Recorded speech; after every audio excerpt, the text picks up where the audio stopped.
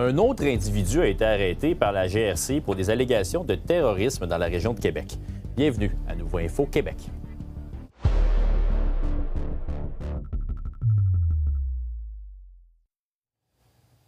Bonsoir tout le monde, bon jeudi. Il y a un homme de Lévis qui a été arrêté par la GRC ce matin pour des allégations en matière de terrorisme. C'est quand même assez rare comme allégation. Caroline, de quelle façon les policiers ont pu remonter jusqu'à l'individu?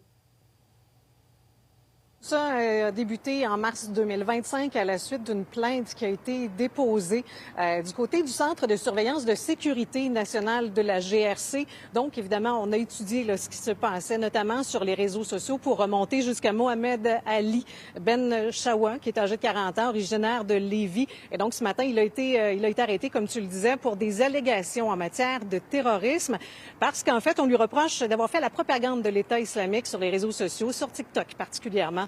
Voici un porte-parole de la GRC. On sait que ce genre d'activité-là au Canada est illégal. Les gens pensent souvent que les activités terroristes, c'est de faire sauter des bombes, d'avoir des tueries de masse. C'est vrai. Mais dans ce cas-ci, au Canada, il y a une loi qui précise qu'on ne peut pas, de façon directe ou indirecte, faire l'apologie, mousser, faire de la propagande pour un groupe, dans ce cas-ci, qui est terroriste au Canada. Est-ce qu'on sait s'il a pu sévir sur d'autres plateformes que TikTok? En fait, ce que nous mentionne la GRC pour l'instant, là, on a constaté ce genre de publication que sur TikTok. Il faut dire également que c'est un homme qui n'est pas connu des policiers, ni de la GRC, ni d'aucun autre corps de police. Maintenant, à l'heure où on se parle, là, il figure devant son dossier, en fait, et devant la cour. Il n'a pas nécessairement d'accusation formelle portée contre lui cet après-midi. Par contre, il devait s'engager à signer ce qu'on appelle un 810.011, ce qui est en fait un engagement à garder la paix, cette fois-ci en matière de terrorisme. C'est la particularité. Donc, à nouveau, la GRC.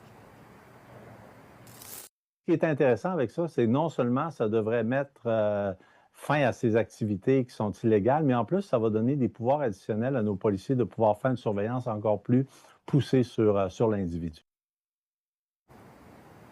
Mentionnons par ailleurs qu'il y avait une opération du côté de la GRC là, à Lévis, au domicile de cet homme-là qui se retrouve avec un 810.011. Et donc, il y a d'autres informations, d'autres éléments là, menant à cette enquête-là ou pertinents à cette enquête-là qui devraient être ramassés, analysés pour par la suite peut-être porter des accusations. Donc, l'enquête toujours en cours. Merci, Caroline.